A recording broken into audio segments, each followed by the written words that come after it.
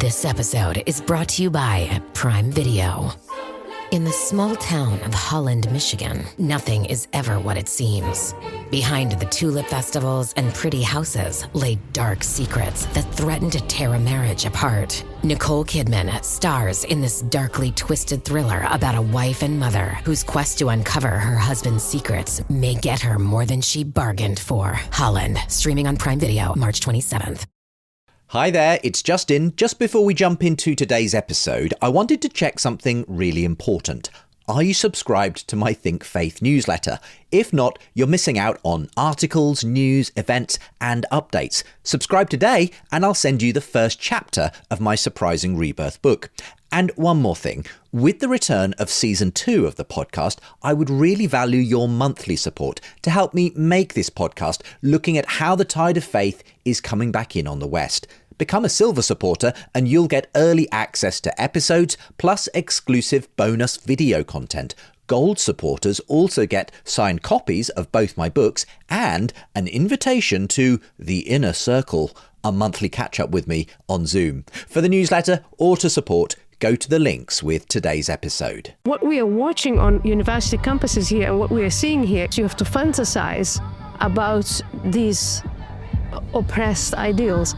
There is an emptiness there. Liberalism gets you only so far. I want more. And so I have decided to become a Christian.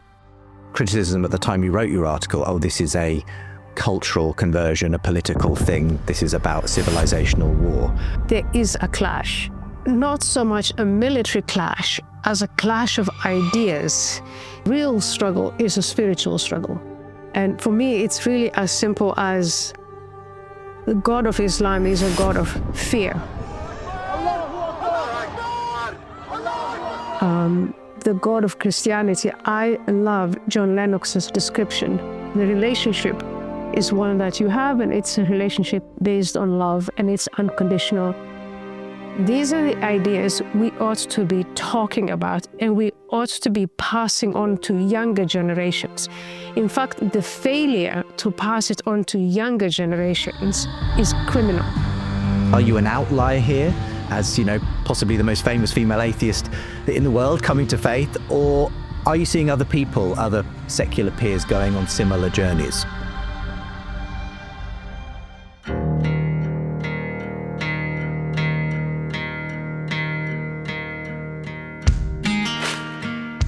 Hello and welcome back to the Surprising Rebirth of Belief in God podcast with me, Justin Brierley. I'm delighted to be bringing you a special event for this week's show, a conversation and Q&A with human rights activist and author Ayaan Hirsi Ali, recorded in Cambridge in front of a student audience for Trinity Forum Europe and hosted by Dr James Orr, who's part of the Divinity faculty at the university and leads the Trinity Forum Europe in Cambridge. Now, over the past year or more, we've picked up on the story of Ayaan Hirsi Ali's remarkable conversion from new atheism to Christianity. So it was really great to be able to hear directly from Ayaan in this conversation and to be able to ask a few questions of her myself along the way.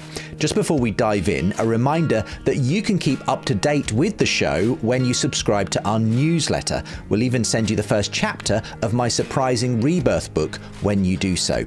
If you'd like to support this podcast too, it makes a huge difference in being able to record and broadcast events like this one. Monthly silver supporters get early access to new episodes plus bonus content. Gold supporters also get a monthly catch-up with me and signed copies of my books. So the link for the newsletter or to support is with the show notes.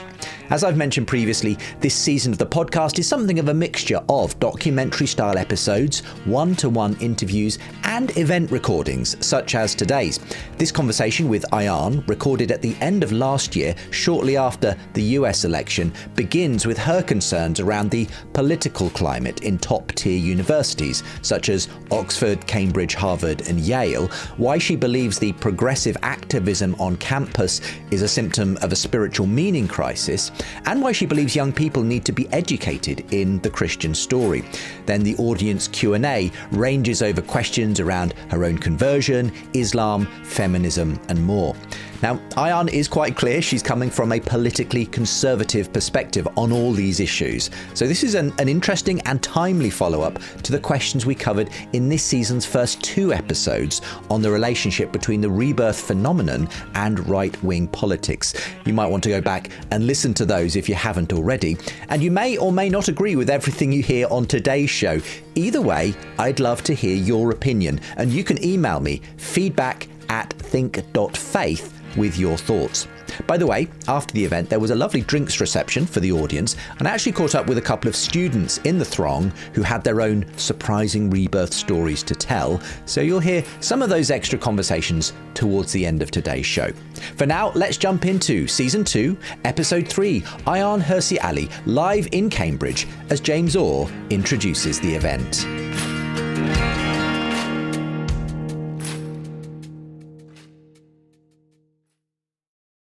We off? 30 seconds of carefree bliss. Oof, like wind in your hair carefree. Oh, like using Clorox disinfecting all-purpose cleaner in the home carefree. Yes!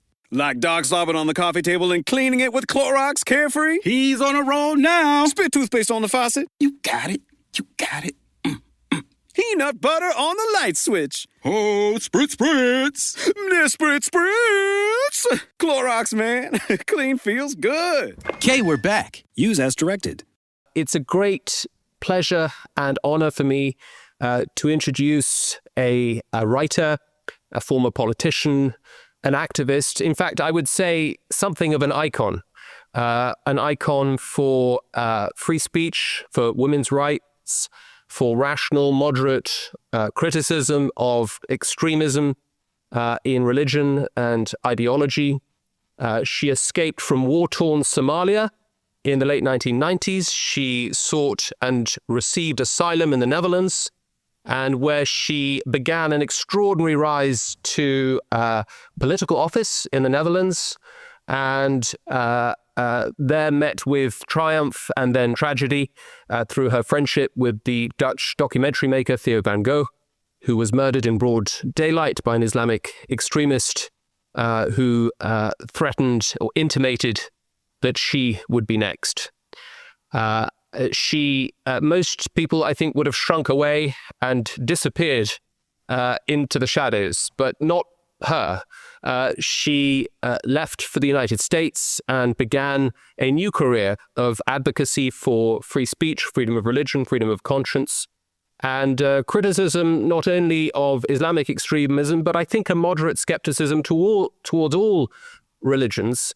And that has developed and changed in recent years, and some of you will be aware of her public conversion to Christianity at the ARC conference, on stage at the ARC conference last year in London, followed up by a beautiful essay explaining her reasoning for doing so. And so it's a very great pleasure to have her with us. She's going to speak to us briefly, and then we're going to have a fireside chat and open things up for general discussion among the group. So, ladies and gentlemen, would you please give a very warm welcome to Ayaan Hirsi Ali.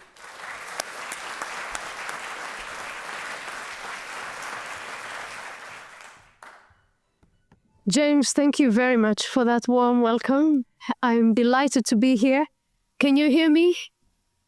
Wonderful. I always have to ask that. I've got a soft voice and an accent. It's a terrible combination. I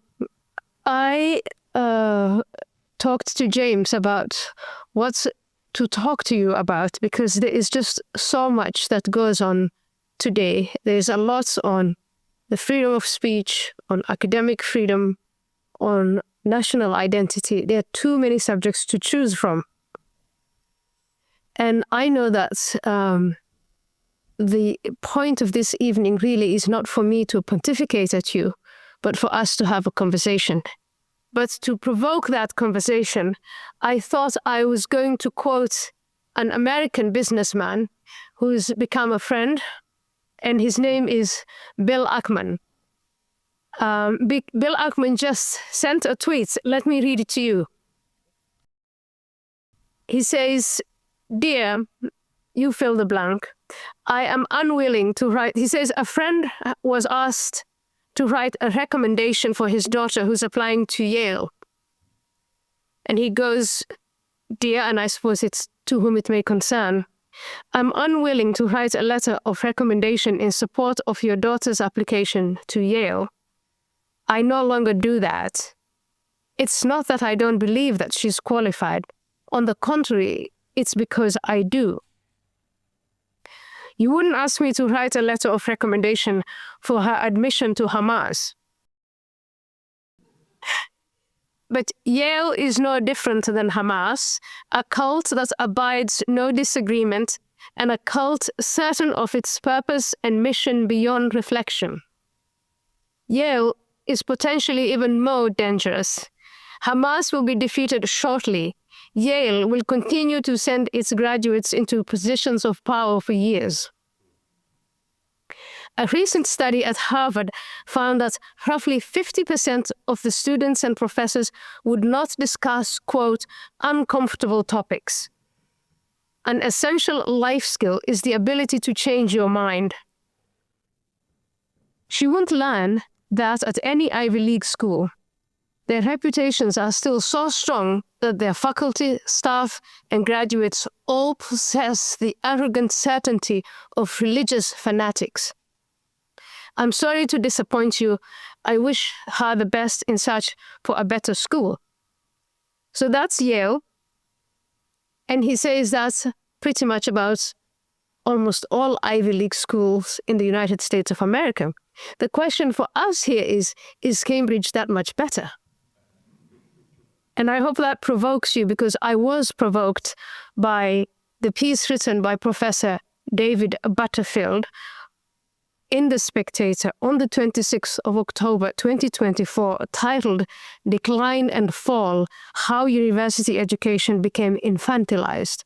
And then he describes what's going on here, where critical thinking is shifting away to protecting the emotions and the feelings of students. And the infantilization really takes on the position of teaching them dogmas.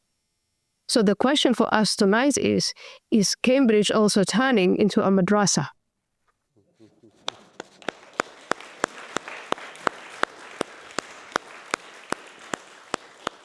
Ayaan, thank you so much for that characteristically provocative opening. And there's so much to say. I know I wanted to ask you about your reactions to the events in Amsterdam over the last week, given your connections to that country and to the issues that have burst open once again in Amsterdam.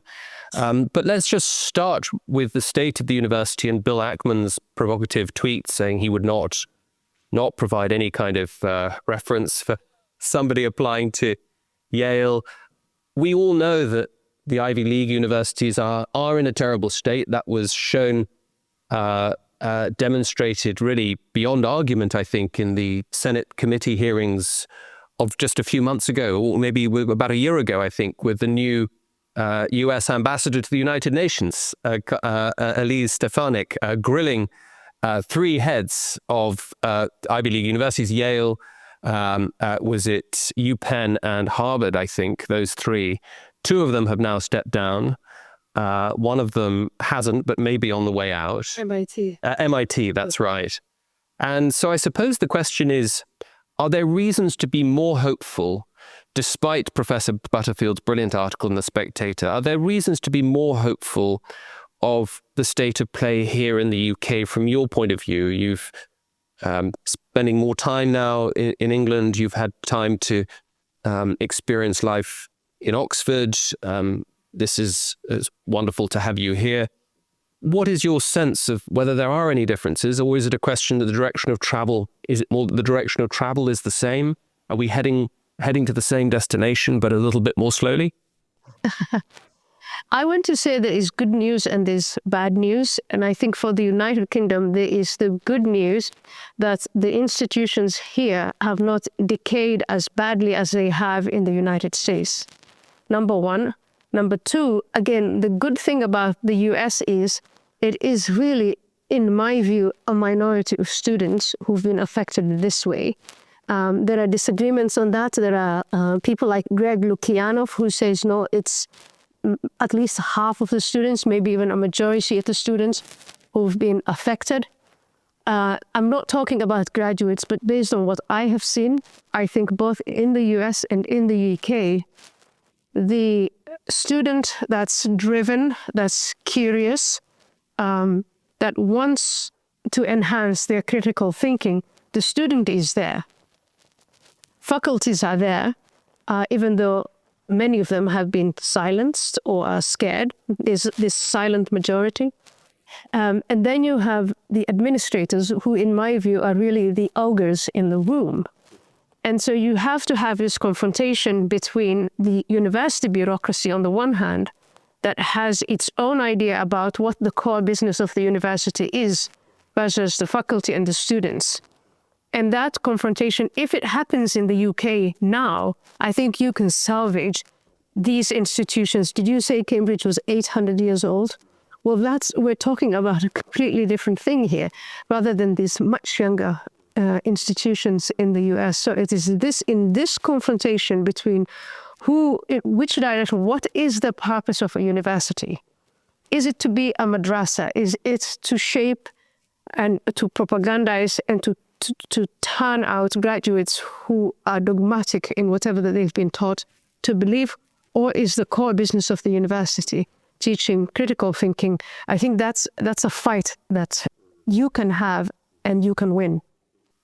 It's so puzzling, isn't it, that in an institution and a profession where there exists this very precious professional privilege, namely academic freedom, not every, in fact, very few professions have anything like it. I suppose you could say parliamentarians have it, lawyers have it in certain specific situations, relationships with clients. Maybe priests have some sort of protection, the protection of the seal of the confessional. That's a little bit different. And so why is it, do you think, that it's in these institutions that the groupthink began and seems to have disseminated across the public square? I think you have to go back in time to try and figure out the answer to that question, which I have come to the conclusion there have been really some subversive efforts that were going on in the West, in the whole of Western society, but in a more powerful way in America. While I was preparing for this talk, I picked up a book by Samuel Huntington. He's known for The Clash of Civilizations. But the book I picked up is a book on the American identity, and the title of the book is Who Are We? And he goes back in time to, the time in end of the 20th century, or rather towards the end of the 20th century. He says during the First World War, after the Second World War, during the Cold War, there existed a common identity, national identity of what America is and what it ought to be. And it was credo, it was about the Constitution and the Bill of Rights. It was many people of different ethnicities and religions and backgrounds, but united in one. And then along came this group of people that called themselves the deconstructionists, who started to emphasize diversity and emphasize what separates us and emphasize group identities, all about the group. And I think this is these deconstructionists are the ones who probably leaned toward the left and then took over the Democratic Party. But you go back in time as far as that, and then those influences coming to Europe, and again insisting on this philosophy of multiculturalism, just as more and more immigrants are coming to Europe and settling here, immigrants with different religions and different ideas of what the good life is. And if you have no dominant culture, you have no dominant creed, you have no agreement on what the nation state is, what the institutions are about, then you get into the state in which we are now, where I think you become, number one, bureaucratic, because these institutions, if you read the story of David Butterfield, my takeaway from it was the university is going to churn out a bureaucrat, an administrator, who is going to then find a career in a government that is going to look after everyone and have these bureaucratic channels and also in corporations. And so is that really who we are and what we want? Is that how we define the good life? In your own life, Ayaan, you've confronted two faces of extremism. First, as you're growing up in Somalia, and then tragically again in your new life in the Netherlands, the face of Islamic extremism. And more recently, in the last 10 years, you've been a great early prophet, as it were, speaking against the rise of I don't know if it's fair to call it left wing. It doesn't bear much resemblance to the old left, but a kind of, let's call it a progressive extremism, obviously different in its outlook in many, many ways from Islamic extremism and in its practices and conduct. But nevertheless, there is this strange complicity between these two forms of extremism. It's as if they certainly, one runs cover for the other. And you have this strange marriage of rainbow and crescent that is very puzzling to those of us who are neither part of the crescent people or the rainbow people. How can you help us understand that strange synthesis? I think the rainbow people are in search of a deity, and the crescent people readily provides one. You can summarize it as that. The crescent people are, again, it's Islamic extremism, or what really is, it's Islamism, a political philosophy that society should be organized according to the dictates of Islam, and Sharia law should be adopted. It's the political doctrine that was adopted after the fall of the Ottoman Empire. It was the response to that decline and fall. And they were the opposite of those who said, let's go for modernity, let's copy the white man and modernize. And modernization, unfortunately, did not bring to Arab and Muslim countries the prosperity and the stability and the freedoms that Europeans seemed to have. So taking over the European models of government didn't simply translate into the same outcomes. And that gave the Islamists, I think, the credentials that they keep on showing and saying, if you join the Muslim Brotherhood, your life is better off than if you join the Baathists or if you go down the path of modernity. And the tragic story of the Arabs who became Palestinian at some point is that their nationalism, what is being projected into this group of Arabs in that path, they are supposed one day, their pride will be realized and their sacrifices will be realized. And that realization is going to come in a nation for them. But that nation is going to be Islamic because that's what Hamas is about. It's going to be Sharia based. And it can only come if the Jews are destroyed and if the state of Israel is destroyed. Now, the people of the rainbow are the products of Western society. They have been, the students or maybe the victims of the deconstructionist philosophy. And the deconstruction starts from away from whatever their spiritual foundations were, and drifting off into wanting to realize or wanting to fight for justice.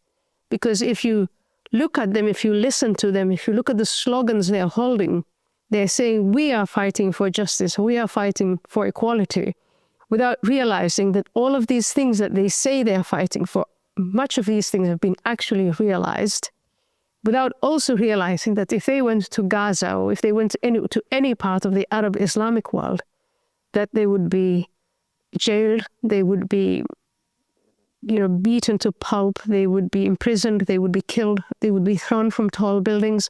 So it's very weird to watch graduates from places like Harvard and MIT and Penn U living in a world as connected as this one, with as much information as we have, having only seen ISIS, the Islamic State of Iraq and Syria, that these young people can, with all that knowledge at their fingertips, still go about the streets thinking that somehow they are immune to what their partners say, yes, to what Hamas says. It's fascinating. And yet, I suppose the shared narrative that they are both, for all of their great differences, they are nevertheless groups that belong to an oppressed class, and as it were, share some kind of strange synthetic solidarity up against a common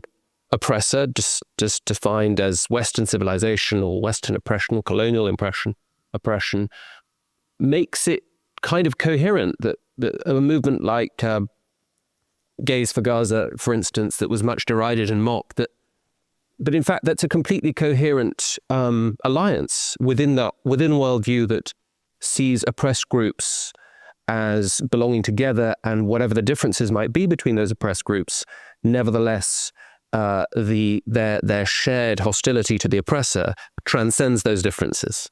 Yes, and the weird thing is that the oppression it's imagined, it's romantic, because a lot of these civil rights, they've been achieved, they've been realized. Gays here and on the other side of the Atlantic are not oppressed.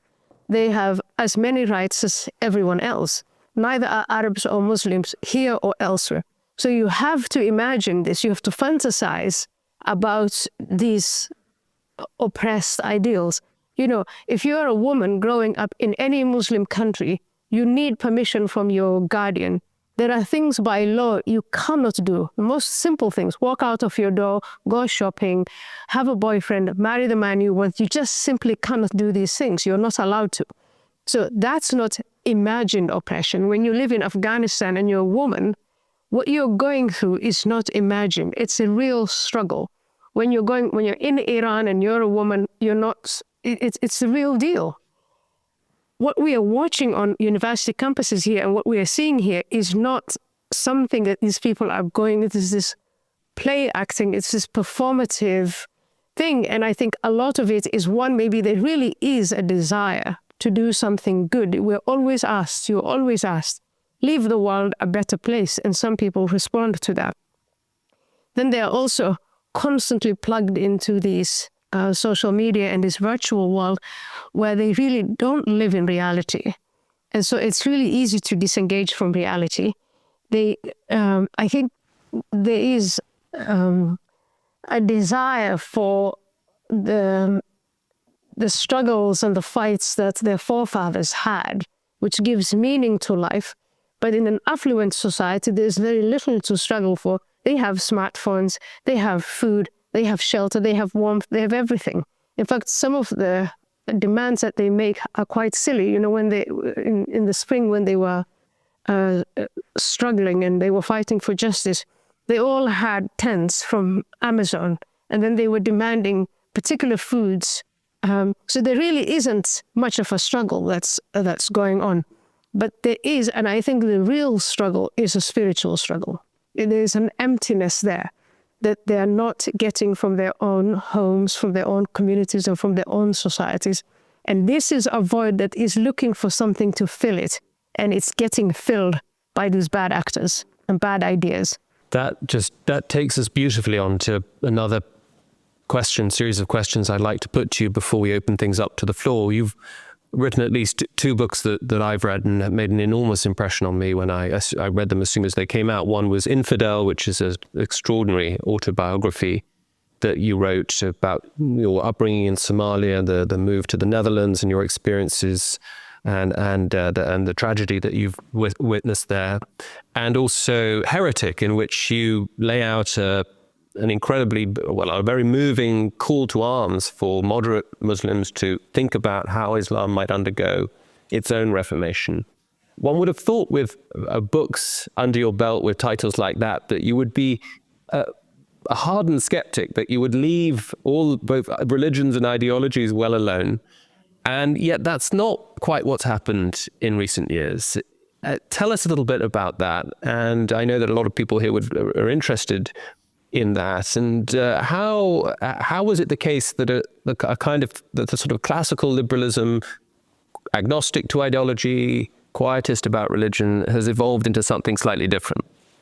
I think the problem is you can decide to leave these things alone, but they don't leave you alone.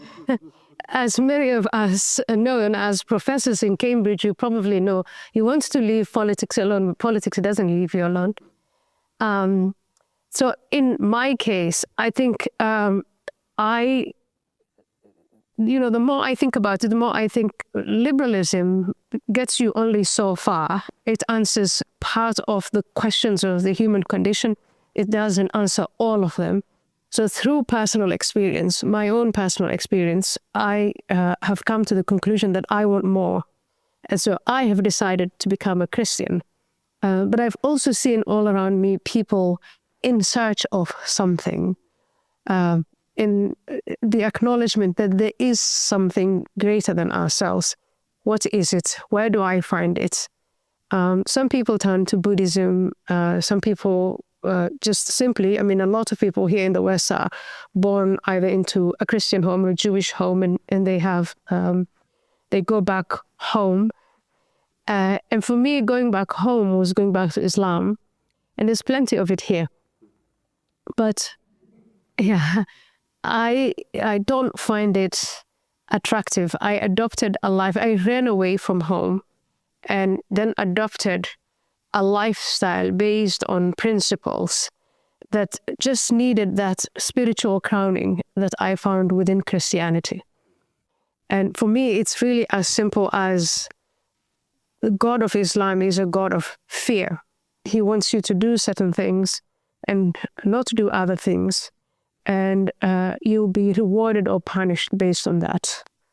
The God of Christianity, I love John Lennox's description of saying it doesn't matter whether you do these things or you don't do those things. The relationship is one that you have, and it's a relationship based on love, and it's unconditional. And really, you can be as naughty as you want, but if you seek forgiveness and redemption, you find it. And that's a much more appealing story. It's so much easier, I find, to be a Christian than to be a Muslim. And do you think that in the end is the best solution to the meaning crisis, the sort of vacuum, the existential vacuum that you think is driving so many young people on campus today towards ideological extremism? I don't think you can prescribe it. I don't think you can look at someone with purple hair or the women who are now shaving their hair after an election and look at them and say, why did you just adopt Christianity? They won't do that. They'll say something about the patriarchy and shave off the rest of what's left. But what you can do, I think, is you can talk about the existence of Christianity. So one of the things I find interesting is that talk of the original faith of these societies is something that you either don't talk about, or you're too embarrassed to discuss, or it's delegated to people in Alabama and, faraway places where they say these are flyover countries, and so they are, what's the British English word for it, in the boonies, people in the boonies, or whatever you call it.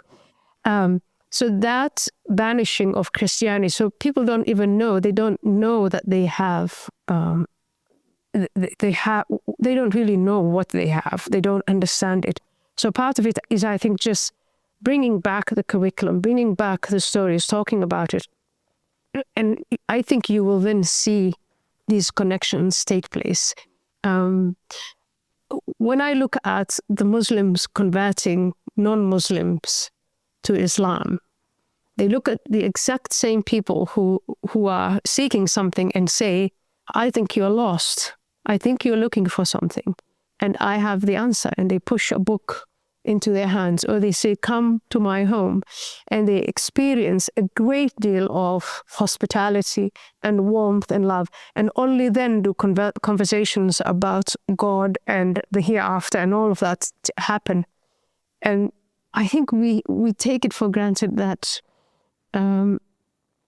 that a lot of our young people will find these things or will not find these things.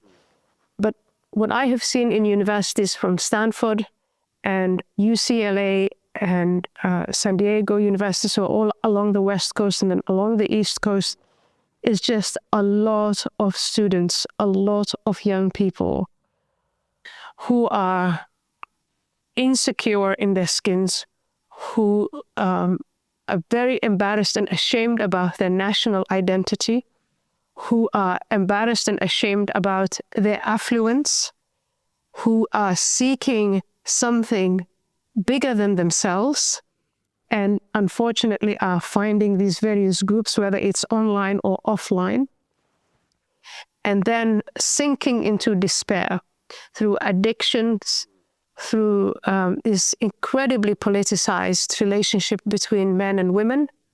And so it's, we had heterosexuals and homosexuals, and now you have, you can't make it up. It's just every day you have the emergence of something new sexual, this and new sexual that, which is the individualization. So you're getting to this designer bits, and it's a form of narcissism, of looking inward, navel-gazing taken to such extremes. And so that's, what we're observing. Again, not everyone. Jonathan Haidt has seen, and he's not the only one, he has remarked, for instance, on the difference between young women in conservative homes and young women in liberal homes. And the despair, he seems to think, is more concentrated. There's more data pending. But it sort of is pointing towards the liberal homes. That is where really there is more despair, especially where, and it's a taboo to say this, where both parents work.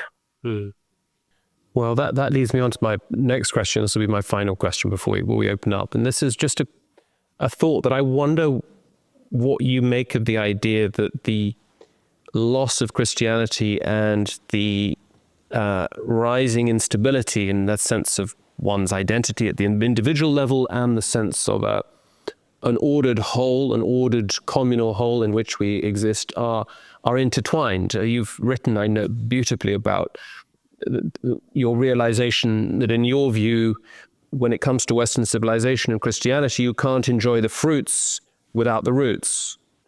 And I wonder if you see this dislocation, existential dislocation among young people, and this sense of fracture across society as being bound up with the severing of those roots.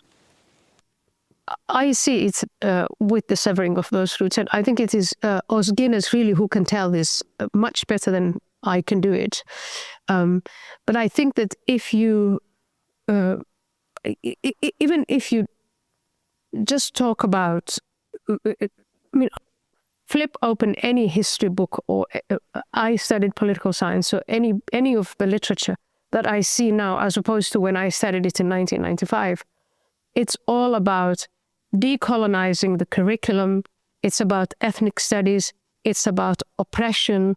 It's about people who've been exploited and enslaved and all the rest of it. And who did all of these things? You did it, the white man. And so when you look at these maps of intersectionality, you have the white male, the white heterosexual male as the oppressor. So as a young white man growing up, you can't do anything about it. That's what you learn.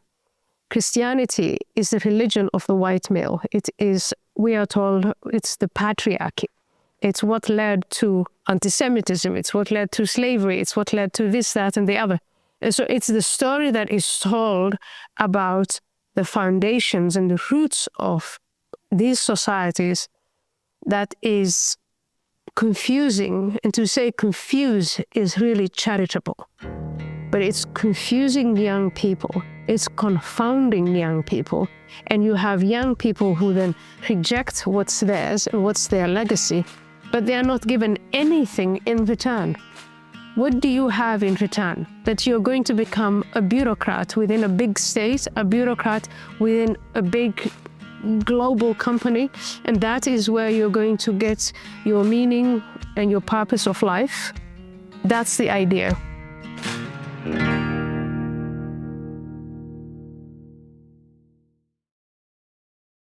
Did you know that leaving a rating and a review on your podcast app helps others to discover this show? Thanks to Bickwiser, who described it as something rare and precious, providing spiritually crafted brain food and a spiritual uplift. Sharing an episode with others on social media also makes a huge difference. But the way you can make the biggest difference to this show is by supporting my work, either via Patreon from anywhere in the world or through US tax-deductible giving from the USA. Either option gets you the same perks. Become a silver supporter and you'll get early access to episodes plus exclusive bonus video content. Gold supporters also get signed copies of both my books and the chance for a monthly catch-up with me on Zoom. And I get so much out of those catch-ups with supporters myself. I really love them. So to support, just go to the links with today's episode info. This episode is brought to you by Progressive Commercial Insurance. Business owners, meet Progressive Insurance. They make it easy to get discounts on commercial auto insurance and find coverages to grow with your business. Quote in as little as 6 minutes at progressivecommercial.com. Progressive Casualty Insurance Company. Coverage provided and serviced by affiliated and third-party insurers. Discounts and coverage selections not available in all states or situations. Hey, it's Haley Steinfeld. When everything requires your attention, it can be tough to figure out what to prioritize. But I'm here to talk to you about something that you should always put first: your breast health. In fact, if you're 40 and over, you should be getting screened once a year. And if you're under 40, it's never too soon to visit yourattentionplease.com to learn about your breast cancer risk. So go on, pay the girls some attention and take the time to find out your breast cancer risk at yourattentionplease.com. Trust me, your future self will thank you. It's just time to open things up to you. Please speak up, put your hands up so I can see them and I don't miss anyone. And do offer a question. But before we open things up to you as a whole, I've invited Justin Brierley, and some of you here will already know Justin through his magnificent work for the program Unbelievable, and now his work pioneering a podcast, The Surprising Return of Belief in God. It's wonderful to have Justin with us, and he's kindly recording this evening's event for us, which I think is a first. So great to have you with us, Justin. Just a few thoughts and reflections and questions from you. I really enjoyed the conversation. Thank you, Ayaan. I've been following the story since really you announced your conversion about a year ago at the time of recording. And I had sort of noticed something happening that your story seemed to be an encapsulation of, because just a month or two before you wrote that viral article for Unheard, Why I Am Now a Christian, I had published a book called The Surprising Rebirth of Belief in God, noting that the new atheism had sort of risen but fallen quite spectacularly as well, and that there was this new conversation going on among secular intellectuals, newly sort of aware of the influence and value of Christianity. And then your story just sort of seemed to encapsulate that in so many ways. Your own sort of intellectual conversion at one level to the fact that, yes, the West is based in this Judeo-Christian story, but also obviously the important personal dimension of this as well. I was very moved by the interview you did subsequently for Unheard about your own journey on that front. I just wondered, firstly, whether you sense this is something that goes beyond your own personal experience. Are you an outlier here, as, you know, possibly the most famous female atheist in the world coming to faith, or are you seeing other people, other secular peers going on similar journeys? I see other people, secular people, going on a similar journey. I think there's still a great deal of insecurity about coming out. There are a lot of coming outs that are happening. People are coming out saying, I voted for Trump. That's supposed to be revolutionary. So even an election now is a coming out. But I do see a shift towards, and I know it because after I had written that article, lots of friends wrote to me whom I didn't know were Christian. I thought they were fellow atheists, and said, my goodness, you just what you said, or you captured that, or some of them saying, and by the way, here is this book that you should read that has brought me back to the fold or has inspired me to become a Christian again. So I think there are a lot of people who either are silently, in that we think they're agnostic or atheist when in fact they're Christian, or there's a shift towards there's something rather than nothing. I see churches filling up, mainly Catholic churches. I see in America now a very open, I mean, this last election was remarkable after the failed assassination attempt on Trump, where he actually said this is divine intervention. And a lot of people openly saying this is divine intervention, when I think maybe a few years back you couldn't say such a thing. You would be laughed out of the room. And generally speaking, I find Americans more friendly towards religion anyway, more than in Europe. But the secularization in America was quite rapid, especially on either side of the coasts. October 7, 2023, right after that, again, I would say there was more of an openly religious not demonstration, it wasn't out there, but references to God, references to scripture. I think there's something. Yeah. Yes. There's a trend. If I could have one more question, which is hearing everything you've said about your concerns around academia and what you see as the rise of this sort of very far left progressive woke politics that you feel is sort of infecting everything and allying with other unusual bedfellows and stuff. How do you respond now, in a sense, from the point of view of being a Christian to that? Because there was obviously criticism at the time you wrote your article, oh, this is a cultural conversion, a political thing, this is about civilizational war. I wondered actually whether you were really calling for some kind of clash, in that sense. I just wanted to hear from you really, what do you think is the answer, standing where you are now, to those issues? You've already talked about there being a spiritual issue. What are some of the practical steps, speaking as a Christian, I suppose, that we take towards speaking into the academy and those political issues that seem to manifest in our culture? Yeah. So I wasn't calling for a clash. I was remarking on the fact that there is a clash. And I'm not the first. I will not take credit for that. I think the Clash of Civilizations, that title will forever, Samuel Huntington, and before him, by the way, Bernard Lewis. But in this clash, which it's just there for all to see, my recommendation is it's not so much a military clash as a clash of ideas. And instead of subduing and suppressing the radical ideas on which the West is founded, that are not just radical, they were radical back in the day, but are also really superior. These are the ideas we ought to be talking about, and we ought to be passing on to younger generations. In fact, the failure to pass it on to younger generations is criminal, in my view, because you're leaving them empty-handed. And it's their legacy as much as, I didn't fight for women's rights in Europe. I only profited, I benefited from that. And then I understand as part of my duty to pass it on is then at least to pass on the knowledge, the foundations of where these rights and freedoms come from, these things that made the West superior. And a major part of that is Christianity. It's the Christian story. And that, I think, is something we ought to do. We ought to pass it on. And we ought to insist on, you can choose whether you want to believe in God or not.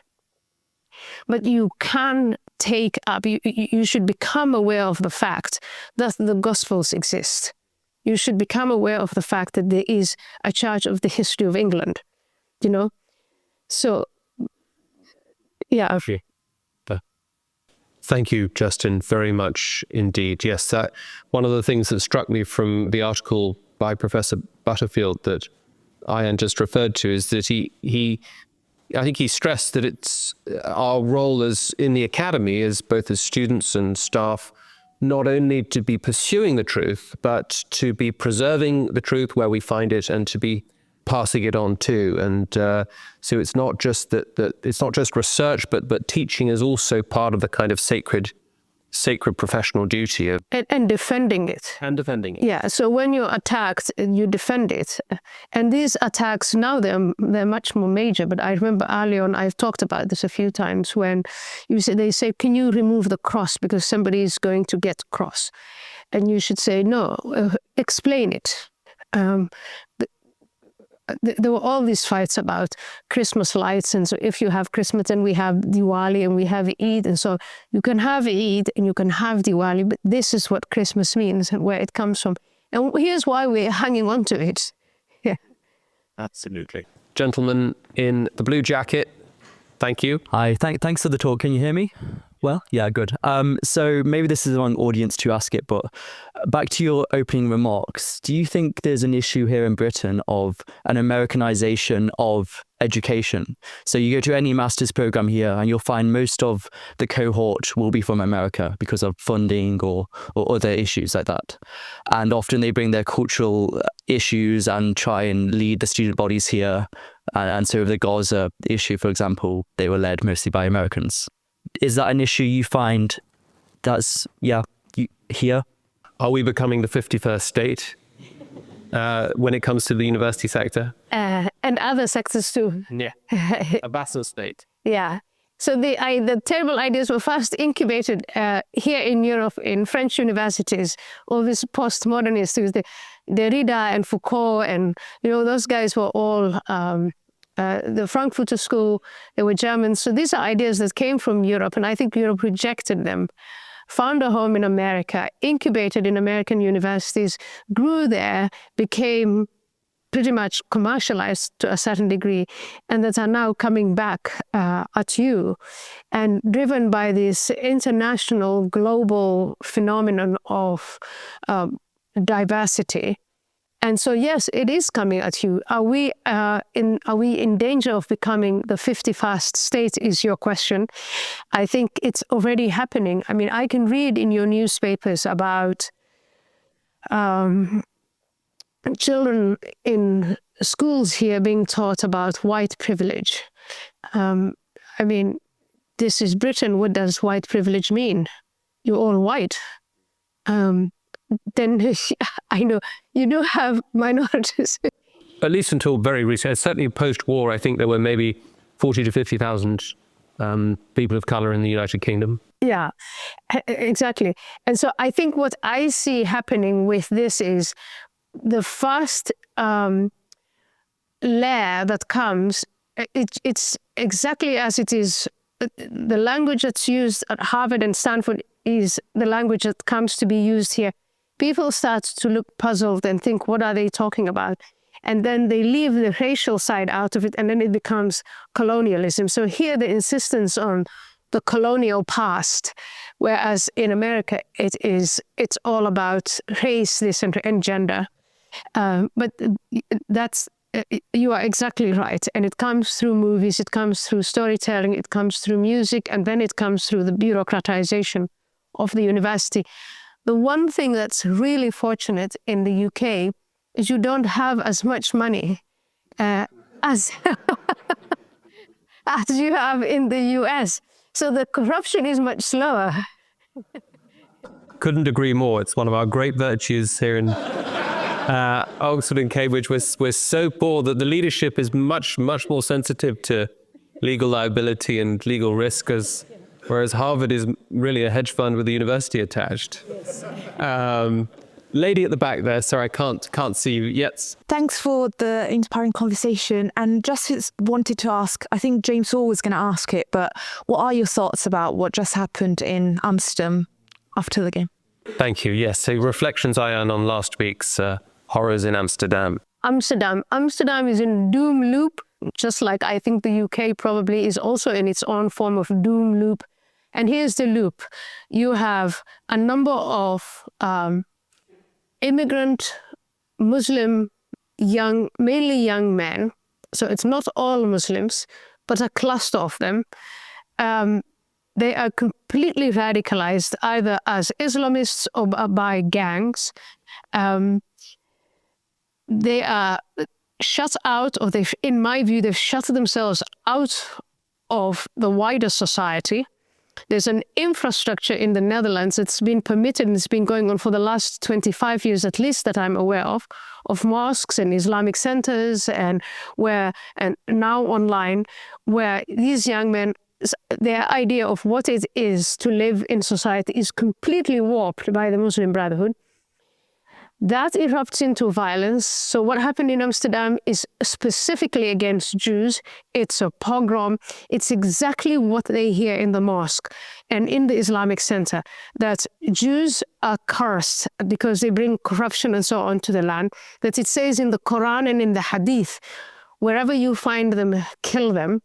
Then they get all the propaganda from the Middle East. Just to give you an idea, the Muslims that I talk about in Holland are not from Palestine. They're not from the Middle East. They're from North Africa. They're either from Morocco or from Turkey. And they are not first generation. They are second or third generation.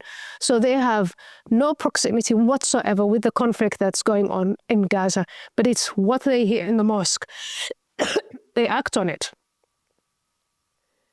The academics, the political leaders, the mayor of Amsterdam, they all sit together and they shake their heads. They say, what a shame. That was a pogrom. How awful. We apologize to the victims. We feel deeply ashamed about how we've let down the Jews one more time. Nothing is going to happen. Why is nothing going to happen? Because of the demographics. I haven't seen any serious attempt by the Dutch to dismantle this infrastructure that Hamasifies the hearts and minds of these young people. I haven't seen it at all. I've seen Geert Wilders, who's elected to be prime minister, but who's not prime minister because they won't let him, suggest things that might bring about consequences, but it's not going to happen. And I've seen the exact same thing in the UK, in France, in Germany, a condemnation of the terrorist attack or the riots or what have you. But the infrastructure of Hamasification continues to grow day by day. And demographically speaking, these constituencies that go to these infrastructures, they will grow through immigration, through their birth rates, and through these parallel societies. And that's what I mean by the doom loop. It's going to keep expanding. That's really the real challenge for Europe. Yeah. Thank you. Is that Matthew, I think, in the middle here? Oh, sorry. Is it? You've got somebody else in mind, Justin? Yep, fine. Leave it to you. Hi, and thank you. Hopefully I speak on behalf of everybody that we're grateful you've come here to dialogue with us. In terms of women's rights, you've critiqued Islamist perspectives on femininity, and I'm just curious to hear what you find compelling about the Christian view of biblical womanhood. Yes, I suppose a difference is a sort of very particular understanding of women in Islam, at least traditionally, and there's a more emancipatory conception of what it is to be a woman on hyper-progressivism, where equality means sameness. So to be a woman is to effectively do everything that a man does. Do you think Christianity offers a third way? I think what I find in Christianity is the acknowledgement of the woman as a human being, equal in the eyes of God, just equal to a man. And God's love for the female human is just as strong as God's love for the male human.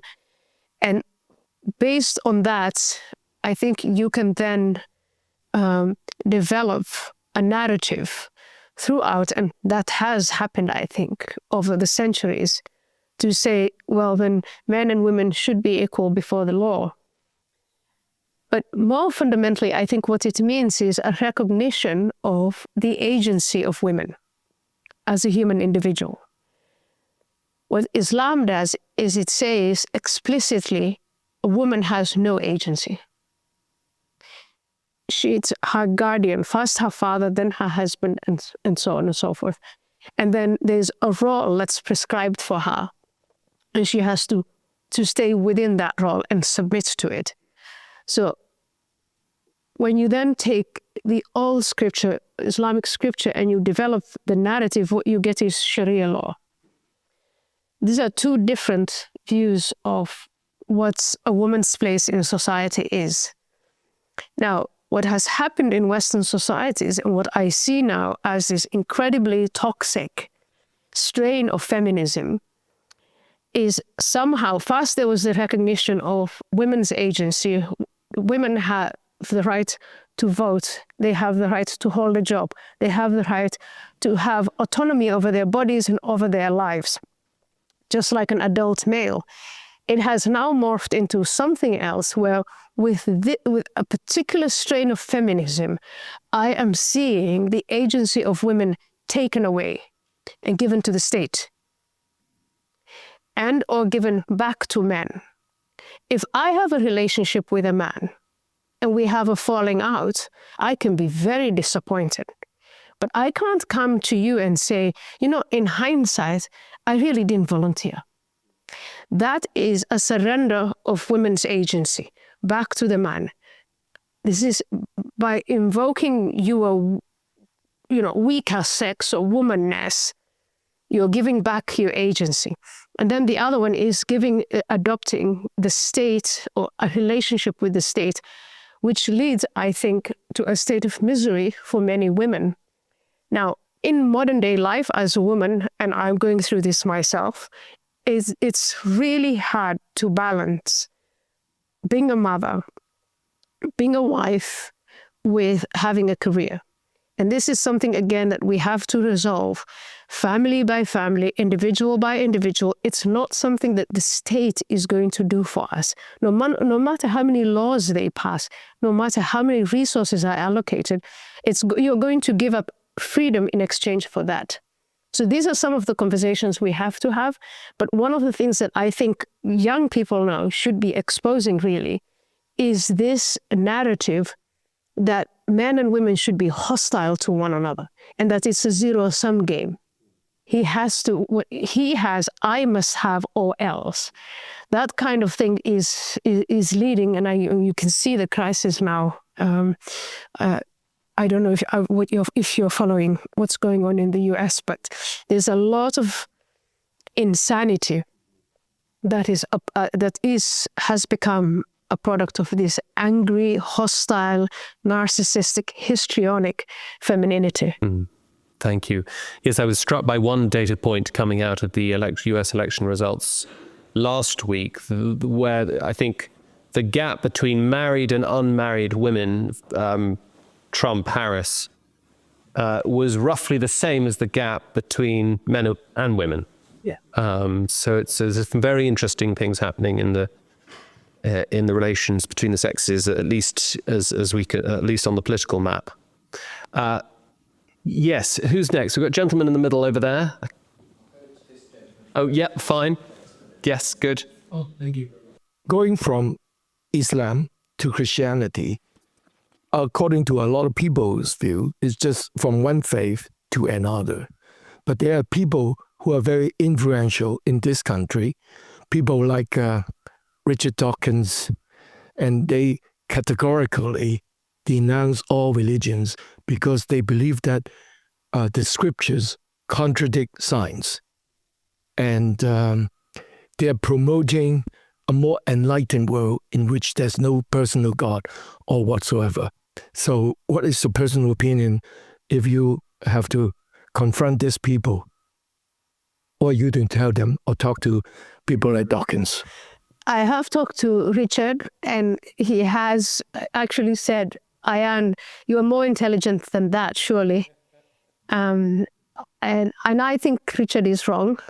I think Richard's assumption, like Bertrand Russell's assumption, was that if you no longer believe in God, or, faith disappears, that human beings are just going to be filled with reason and enlightenment. And that's not the case. And I think the mistake he makes is to create a false dichotomy, that it's either faith or reason, whereas it is in fact both. It's just the way you separate politics from religion. You separate all of these realms. You use different methods of knowing and understanding, but you can't have it all, and it's much more enriching than squeezing yourself into one narrow lane. Thank you. Thank you. No, don't worry. Have a glass, have a sip of water. And I suppose even somebody like Dawkins is going to have certain pre-rational postures towards the world that are not themselves going to be justified by this canons and norms of empirical science. But it's also a faith in its own right. If you refuse to look at and you say, I believe that there is no God, it's just as much, it's a declaration of faith in itself. Yes, gentleman in the middle, and then we'll come down towards the front row. Yeah, thank you very much. I'm quite enjoying the dialogue. I guess my question gets back to the idea about the Ivy League or the top institute being captured by this type of thinking. What deeply puzzles me is not the political stance they take. It's the sheer lack of capacity of thinking that I find just strange. And by thinking, I'm not thinking about something as grandiose as Kantian thought of enlightenment. It's the sheer capacity to reason. Because you remark about this mental gymnastic that links queer interest to Palestinian. It's just like, how do you get that into your head? And also, it's just all the intersectional stuff. You just read about it. They just basically don't make the basic sense. So if that's the case, I'm still wondering, because I can't reconcile to myself why institutions like Harvard, Yale, Princeton, or Cambridge, Oxford, well, if you can assume something that's very basic of those institutions, it should be those people are basically intelligent, right? So I do have this question: why do you think we have this remarkable lack of capacity for thinking? So I think what you're describing gets to the core of the question of what is the university precisely for? And there was this assumption, I think, and consensus that it was for critical thinking. And when students come, they are presented with a lot of texts that they learn to grapple with, that they read through, that they then are questioned over and write essays on, and learn to hold an idea, to defend that idea, look at it from different perspectives, that whole exercise. Not every student can do that. So when you come from high school, the university was supposed to select for students that could do that, the selection criteria. That's where it started. It started to be challenged. The whole admissions process became, in my view, contaminated with the words diversity. And so it wasn't selecting for who's prepared to go through that exercise. It was now who's Black, who comes from this or that background, and female, and you name it. And then from there, and it sounded good. It was the African Americans in America were left behind. Most universities were white. So it was a noble idea to say, let's bring them in. I think what we are learning now is, for some people, they really were seeking some level of social justice when they wanted to diversify the university through the admissions process. But then many others had an agenda. And the agenda was to change the core business of the university. Not to graduate critical thinkers, but to graduate dogmatic bureaucrats. And that's a fight we're going to have. That's a fight we're having now. And I think the UK is lucky because you now know what's going on the other side of the Atlantic. It's easy to destroy an institution. It's very hard to build an institution. So you need very urgently to really stand up and look at what's going on within your institution and fight the bureaucrats who are trying to shift that, to change what the university really is about. And it's a great fight to have. If you wanted a struggle, there is your struggle. Well, thank you, Ayaan. And that's what events like this are all about. And that's why we're so grateful to you for sharing and help leading us through this struggle. So yes, thank you. Michael at the front here. Thank you very much for fascinating comments. You mentioned this concept of a doom loop here in Western Europe. Do you have ideas about policy prescriptions that could break out of that doom loop? And do you believe that those policy prescriptions are feasible?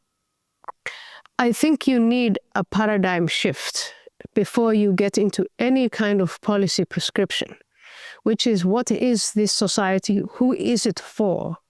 And if we carry on the way we are, if we carry on this path, is it sustainable?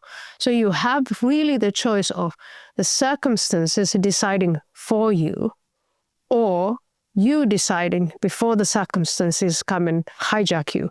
And that is, I think, what the election just now in the US was all about. Was you had these different paths where people felt the country was really falling apart. Something had to happen.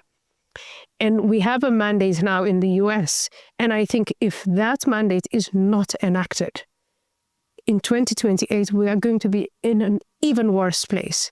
And what I have seen in Europe, and the reason why I call it a doom loop, is you have elections with no consequences. You've had Brexit. It has meant nothing.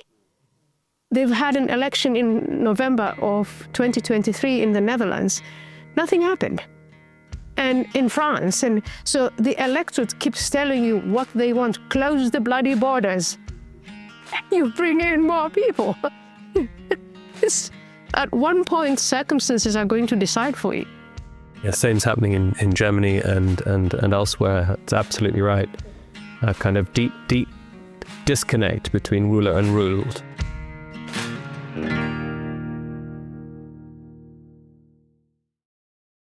Peter, just right here, Justin. Thank you for your comments, Ayaan. I've followed your career through reading your books and listening to your appearances on current affairs programs and videos and the like over the years. And since I'm unexpectedly in the same room with you, I'd like to take the opportunity to thank you for your incredibly brave witness towards much that's best in the West, and also speaking out so clearly about the dangers of Islam. I think you represent two qualities that are desperately needed, namely courage and rationality. My question is about the use of the term Islamism, which seems to me to be gaining a kind of widespread acceptance. I hear it more and more. And personally, I'm deeply suspicious of it. I think it's a little addition to the word Islam to kind of soften the blow, to put a distance linguistically between the fact that the problem we're talking about a lot of the time is actually Islam. It's not some bit of Islam.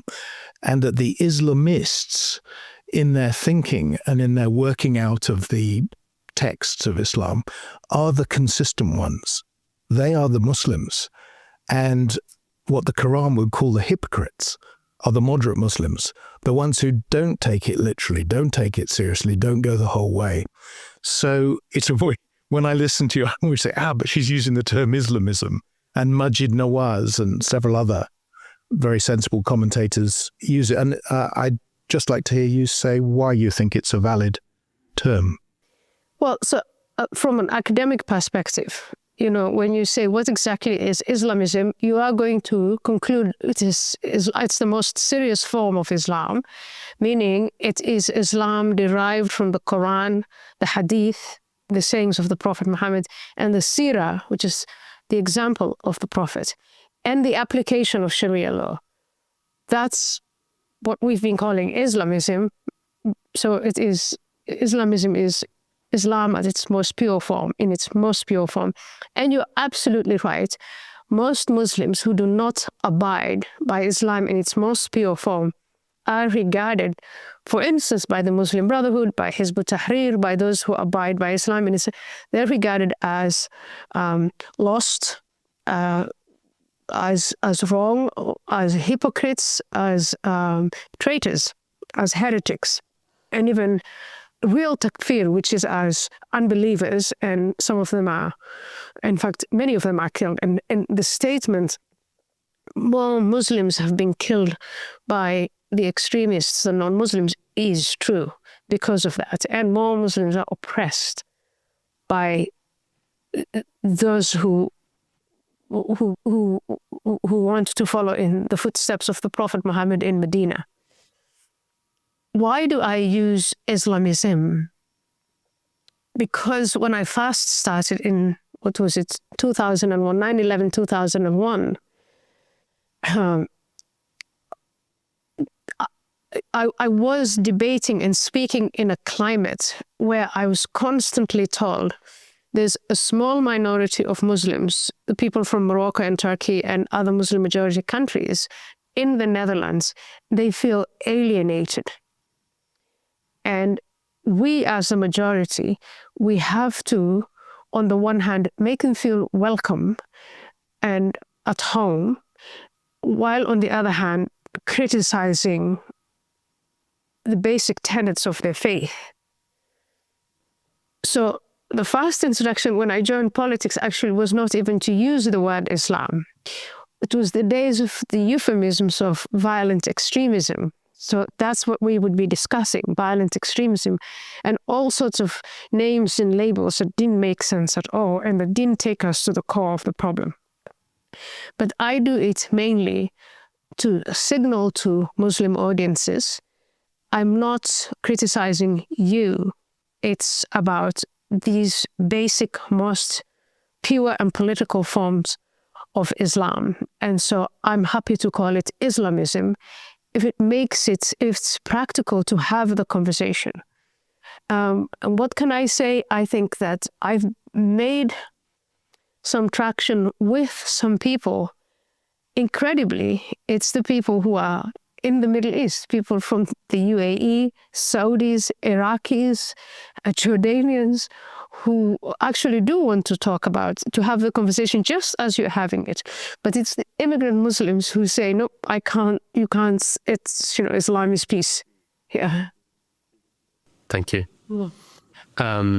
Sam, over here, Sam Bickersteth, thanks.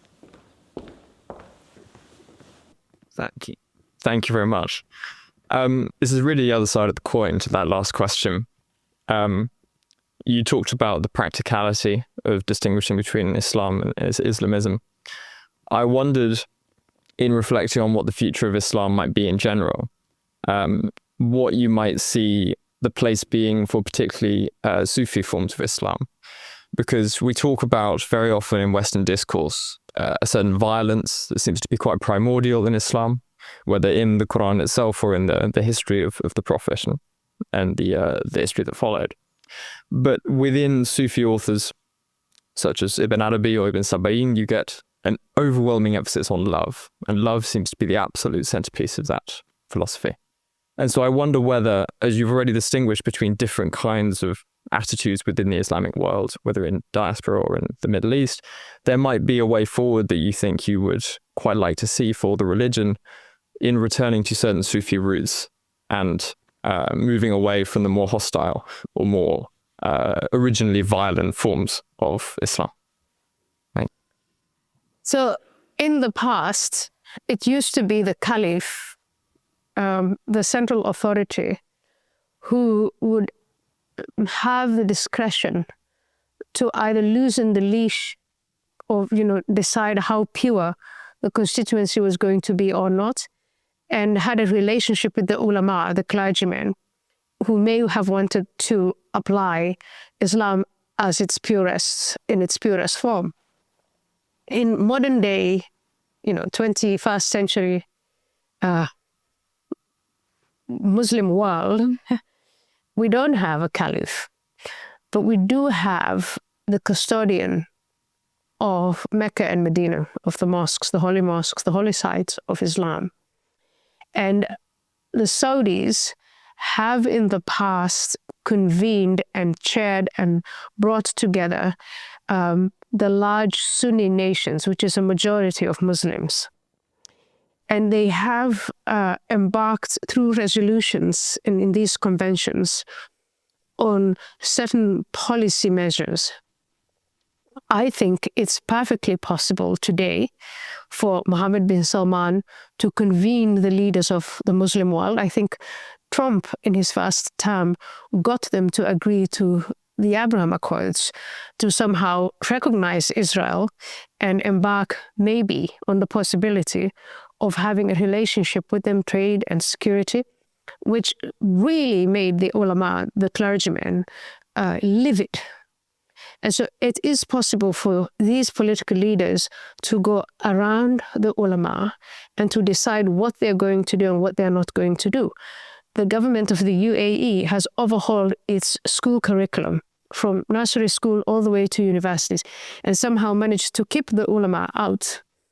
Mohammed bin Salman, the future king of Saudi Arabia, he wants to diversify his economy and make it part of the global order. And he has embarked on it and has already defied the ulama. So I think, practically speaking, it is possible for them to convene together and to say, there are parts of the Quran, and the Hadith, and the Seerah that we are going to declare obsolete. And that from now onwards, this is what's taught to children.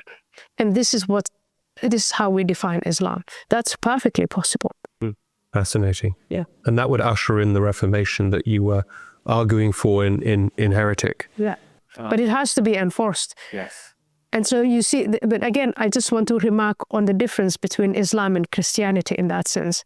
For Islam to be truly a religion of peace, it has to be enforced by the ruler with force. We have to define what peace is and enforce it with the hard hand. And with Christianity to be, and that was again the Reformation, for it to be truly a religion of peace, you have to go back to the basic Gospels and the doctrines. Last night I was reading to my son, just as Jesus is being crucified, and he says, he prays to God and prays for the Pharisees and says, forgive them for they know not what they do. And my Somali blood was boiling and I was thinking, these terrible people. And there he was saying, forgive them. So this is, again, really, it's very important to distinguish that there is a difference between the two religions here. Thank you. We've got one there, Justin, and then a couple more at the front. Yes, lady there. Hello. Thank you. Thank you very much, Ayaan, for your... Thank you very much for your very brilliant talk. We miss you a lot in Holland, I can say.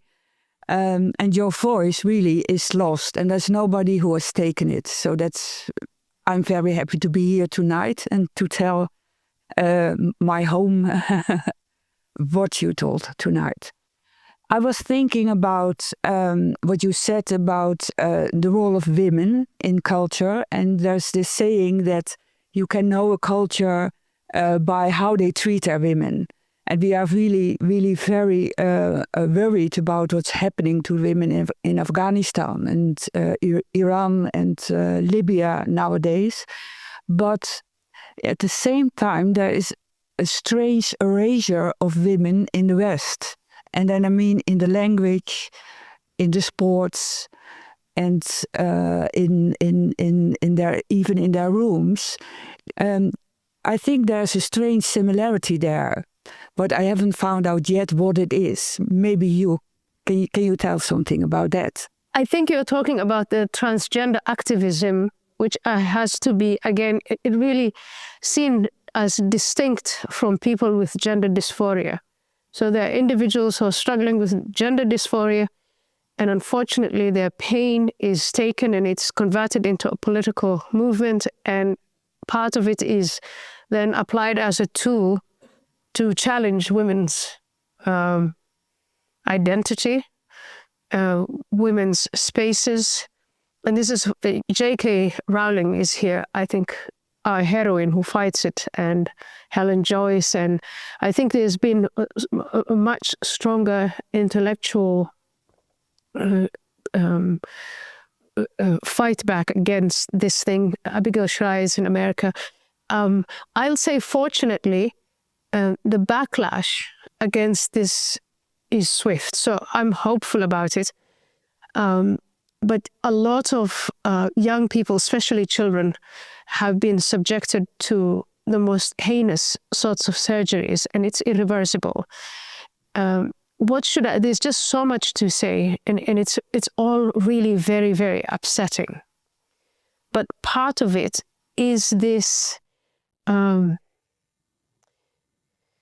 it's this drifting away from core morality, what you can and can't do to the human body. The debates that we're having in America on abortion that touch on that, on what's sacred and what's not, human dignity, the human body. I want to come back to feminism, this particular strain of feminism, which we have to find a word for, which also I don't say it invented the transgender activism, but it has become a part of that narrative. People who know this will say it is part of this twisted communist agenda. When the communists failed by arguing that their economic principles were superior, and in 1989 all of that dissolved, what emerged is a renewal of the story and the romanticism of communism, but now on a cultural level. And the transgender movement is part of it, the rainbow, the instrumentalization of women as a force to advance their agenda, and all of this intersectional nonsense. And I think it is, how do we see it? I think women have to stand up to it. Yeah. Do you remember the judge who was asked to define a woman in America? I mean, it's happening in 2023, 2024. What was striking is that she answered that by saying, I'm not a biologist, therefore implicitly conceding that it was a biological question. Peter at the front.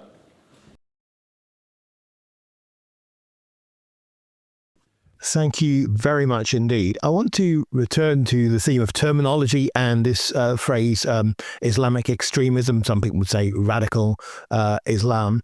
And I wonder if there's a danger with a phrase like that it actually hands a compliment to those who might embrace that, because it makes it sound like the most authentic Islam is actually this. And even comments tonight may have suggested that. And it seems to me that whether or not that's the case, based on the Quran, Hadith, and so on, shouldn't be the business of non-Muslims or those who are speaking politically. And it's really important for us to speak politically. So the questions are, does a particular form of a religion support terrorism? Does it support revolution? And so on.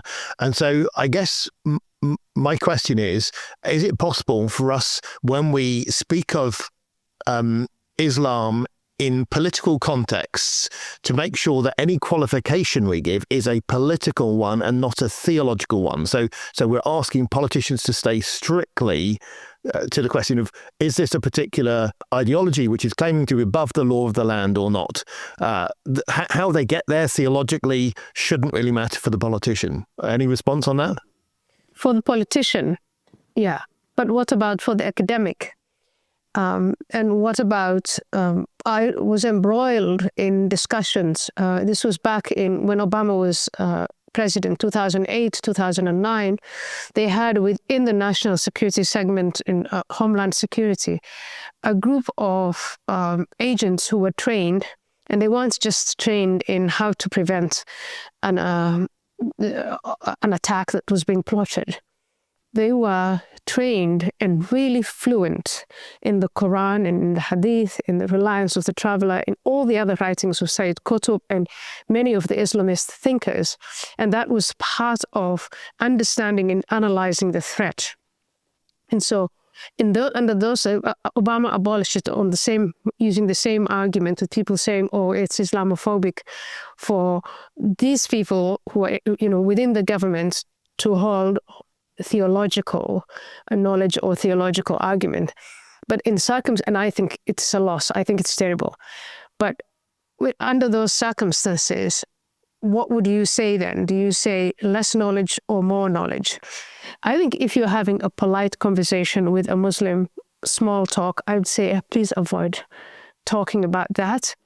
If we are studying the roots of the Muslim Brotherhood, an organization that's almost 100 years old, and say, who are they? What are their objectives? I think it becomes hard, difficult, impossible not to talk about that. Just if you ask me, what is woke? What are the origins of woke? Sooner or later, we will start talking about some of the basics of communism, but we'll talk about postmodernism. We'll have to, understand the ideas, the ideology, the context, the environment. So it's really, let me reassure you by doing this. The Saudis, the Emiratis, the Egyptians, the Jordanians, the Bahrainis do not avoid the subjects. They talk about it explicitly. And so they know the Muslim Brotherhood is banned in those countries, and other Islamists that are insurrectionists and that want to overthrow the system. And the only way for them to know, for those countries to know who is politically motivated and who's not, is for them to really understand the verses of the Quran that they select and the references they make to the various thinkers. And these are big thinkers of Islam. So, yeah. I think we've got time for one more question. Hi, Ayaan. So good to see you. Thank you for opening this conversation up. It's been really lovely. I guess what I've been thinking about tonight is that essentially for people who want to preserve Western society, it would be advantageous to break up the unholy alliance of the rainbow and the crescent. But I think I'm shocked that that hasn't happened yet. As people have mentioned, the backsliding of women's rights in Iran and Afghanistan, you would think that that would be a big wake-up call for the woke left.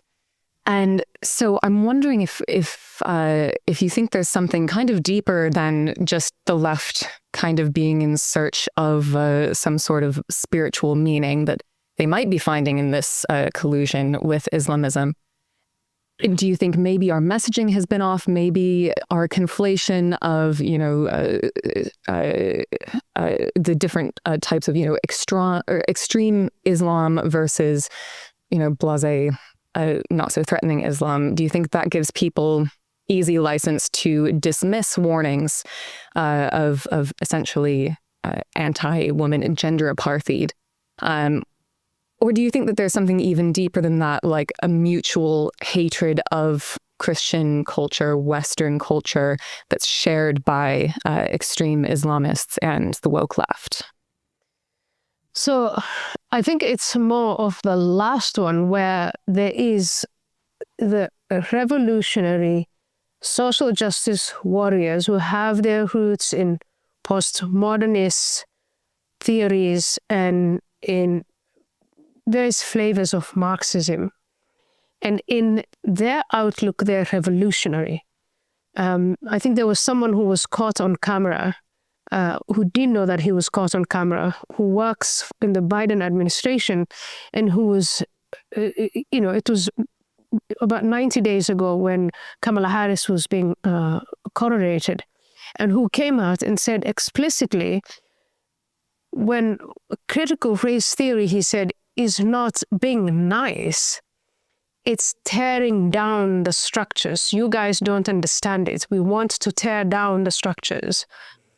So if you have that revolutionary sentiment, that's the hardcore for them. I don't know if the pink-haired students, I don't know if they really want to go that far.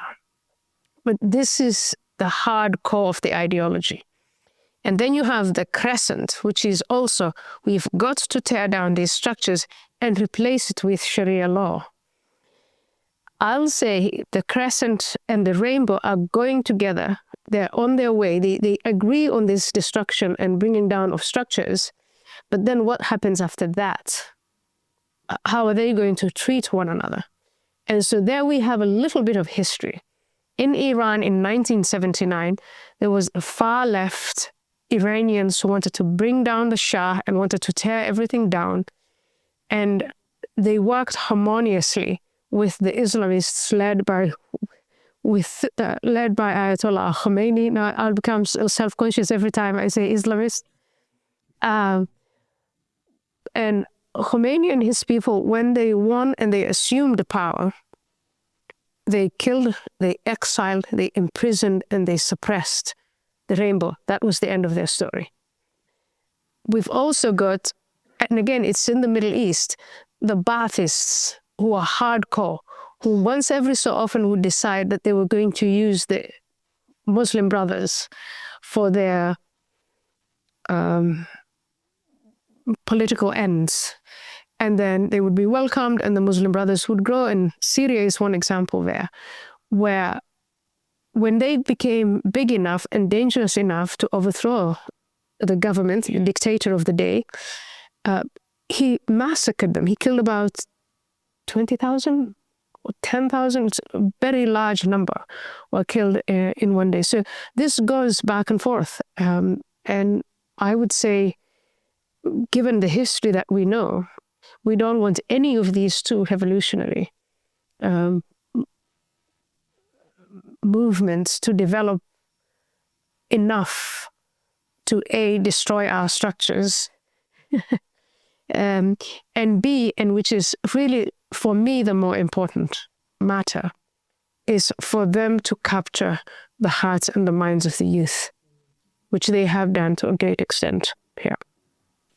Well, Ayaan, thank you so much. It's been a riveting conversation and discussion, and I was just reminded as Ayaan was talking about the universities that universities themselves can't engage in free speech. They can't do free speech. It's really the people within the university that must answer that call, must engage in free and fearless inquiry, must test, receive wisdom. And so I just want to thank you all for turning up and to helping us do that and to model what free inquiry looks like and to broach provocative subjects.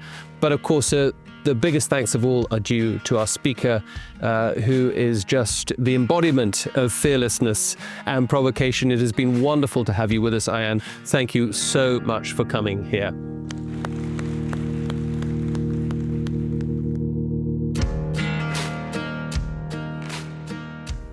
I hope you enjoyed the conversation between James Orr and Ayaan Hirsi Ali. What did you think? As I mentioned at the top of the show, your thoughts are welcome to feedback@think.faith. And as I said, you may or may not agree with Ayaan's politics, but whatever your view of her political stance, it seems to me that she is part of a growing number of thinkers, and yes, especially more conservative-leaning thinkers, taking faith seriously. Ayaan was at this year's ARC event in February. I was there too, and we do plan to bring you an episode of interviews and reflections live from that event soon. The demographic at ARC and around Ayaan also includes a lot of young men giving faith a second look. Again, it's a topic we'll be picking up in a future show in this season.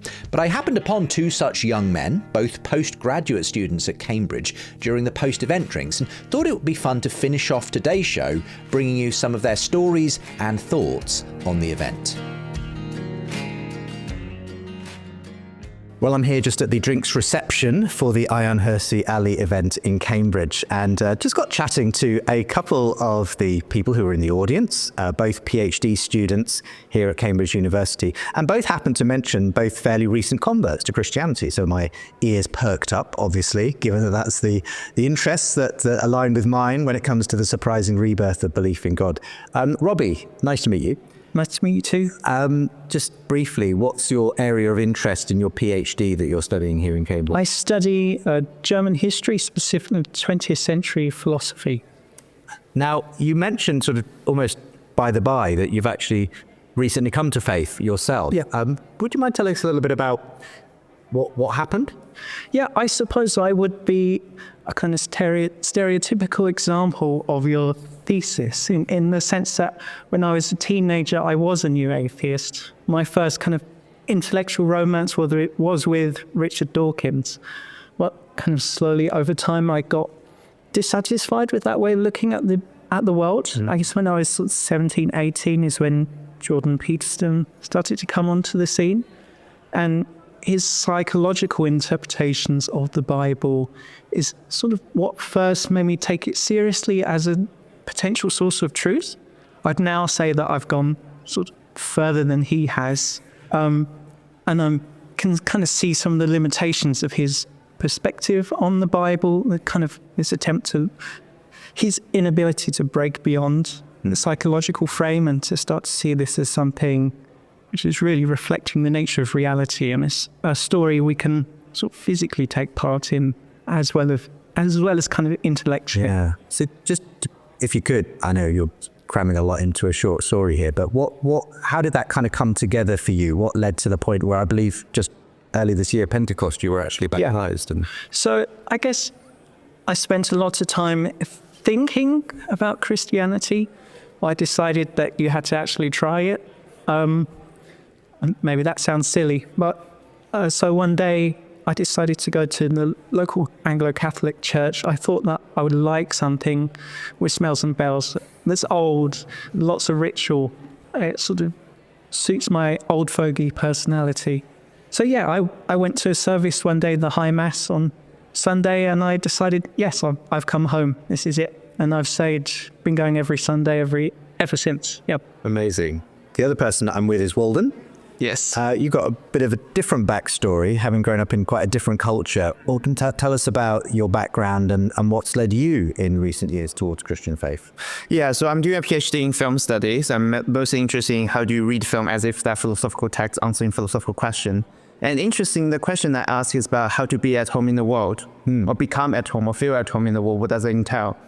I didn't really know that's a very Christian question. That's later I kind of discovered that, but I asked the question before, let's say.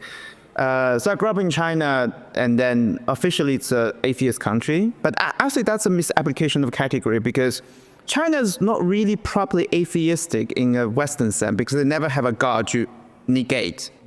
So if you go to China, you will find it's a very spiritual space. It's a chaotically spiritual space, I would say. So people have the sense of morality as they think it's somehow metaphysical, but they don't go further. I would say I dare to say, even as a very young teenager, I never doubt the existence of divinity. It just that's beyond question for me. For me, the question is which forms of divinity is the appropriate one. At least that kind of persuade me. I think that's viable, right? So you have this teenager, 16 years old, reading Bible and Nietzsche at the same time. With one people say God is dead, another thing says God is crucified. Okay, so they're not very contradictory with each other, actually. So I was reading both things alongside, but all theoretically, because that's not something I can practice in China. So when I went to the West, started to explore a bit, going to the church, and to be very frank, I was very bored by most of the church services I turned up to. What the priest said seemed to be far below what I already read from the Bible. And then, it sounds very arrogant, but that's really my impression of it. And then, so I do mostly philosophy, right? And I really go into asking the most difficult questions. But for me, the division between philosophy and theology is not properly there. There was a point when I feel like it's from my own academic work and my reading of philosophy, when I feel like I have to talk about God. It's just very straight. It's even just for academic reasons. I have to have some way to discuss God. And you find a way for it. And indeed, my MPhil thesis end up with God. And then I feel like when doing PhD, I have to find some way to explore it. So I started to do some lectures in theology department. And to my surprise, they are more philosophical than I have experienced anywhere in the university. They started to talk about all the thinkers, Heidegger, Plato's, phenomenologists, Nietzsche, that I've been interested in, and in a fairly very open-minded, sophisticated ways. I was very much, let's say, enjoying speaking with them. And then I was introduced to the figure like Rowan Williams, who seemed to bridge this gap between philosophy and theology very much for me. And as you read a lot of him, and also start to go to the church, and gradually my church experience being very intense. I cry many times during the service. I feel like something is going on in me in a way that's beyond my control.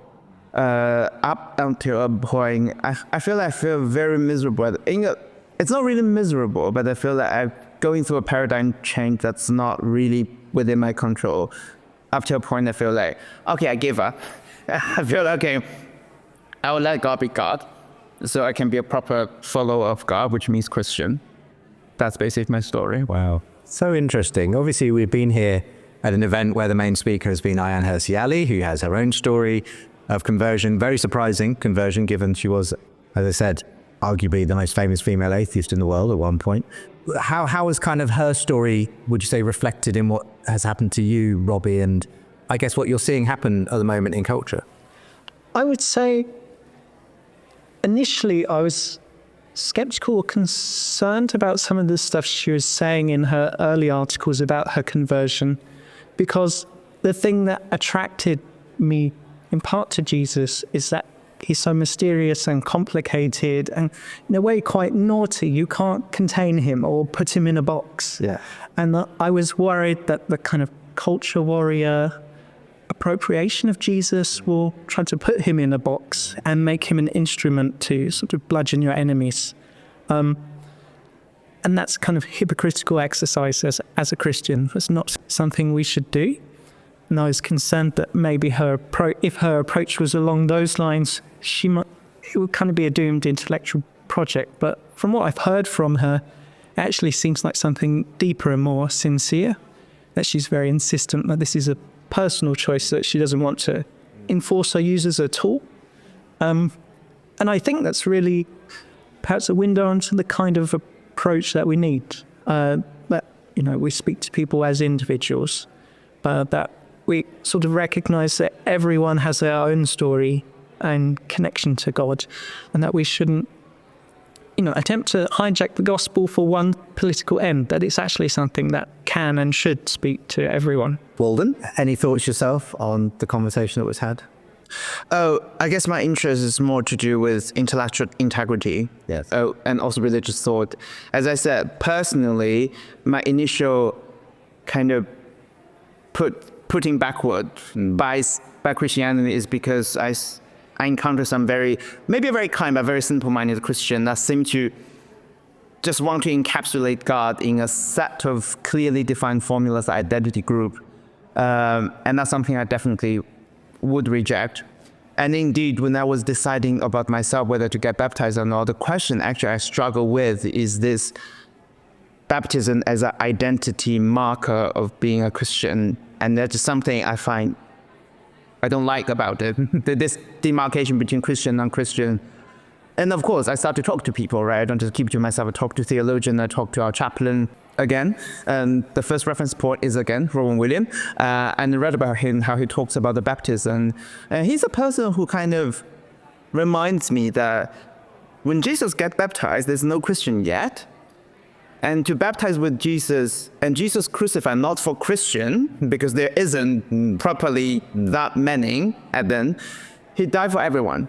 So that's an important thing. And to get baptized is to share, at least symbolically, that fate of Christ, which is to be crucified for everyone. So in a sense, I start to get to see the idea of being Christian is not to group yourself in an identity so you can discriminate or to be different from others. Is to declare, in a sense, a universal duty for everyone. So I would say that's something I can feel about worrying about our culture, our tribalism that's ruining, I would say, our public discourse.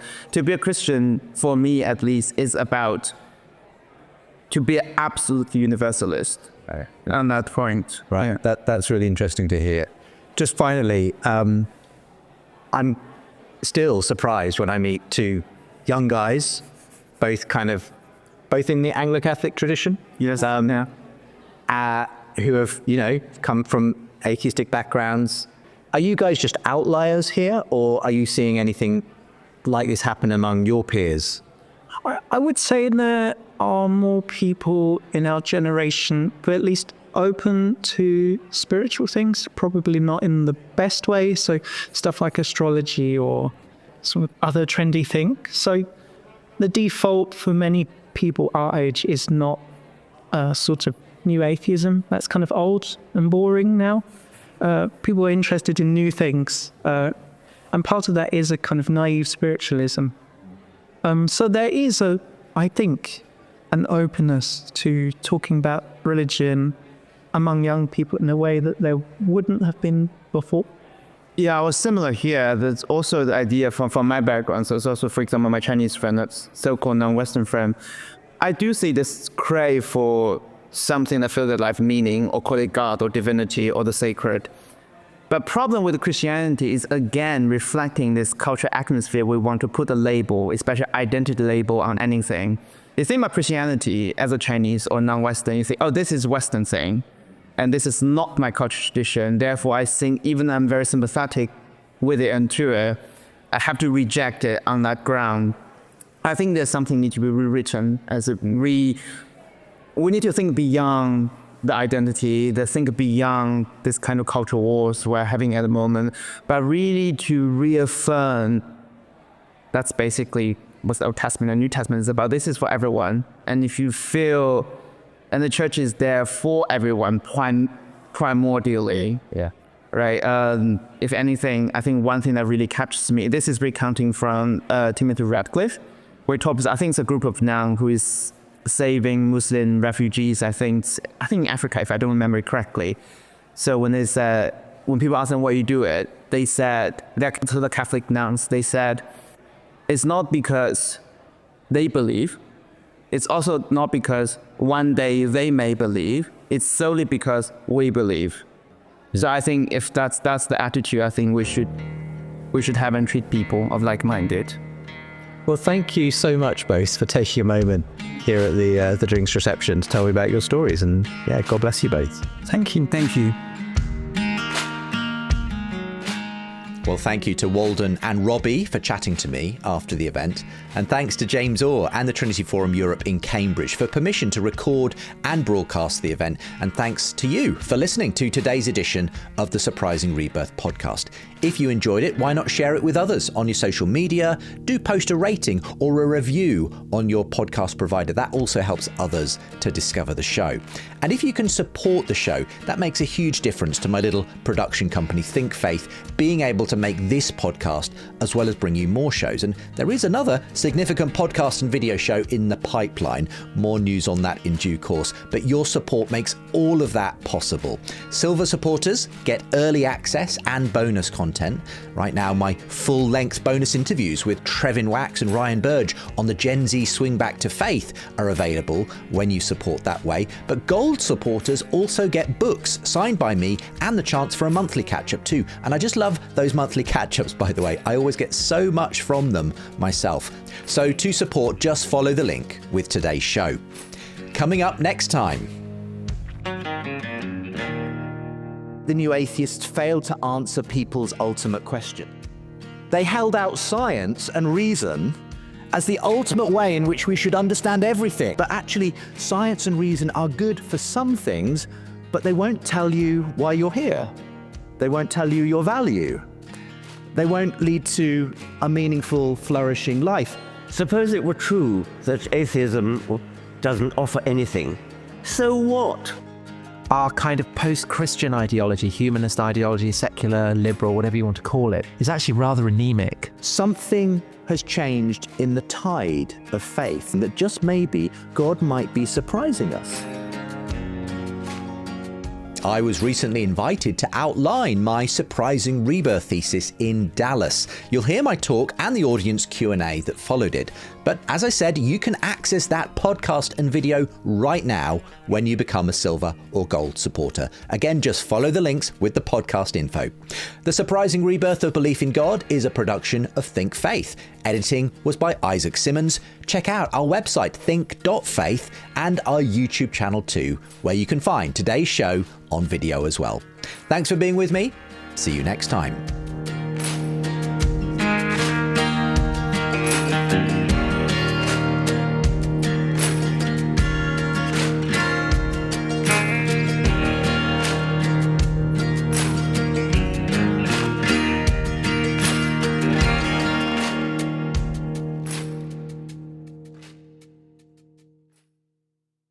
Does it ever feel like you're a marketing professional just speaking into the void?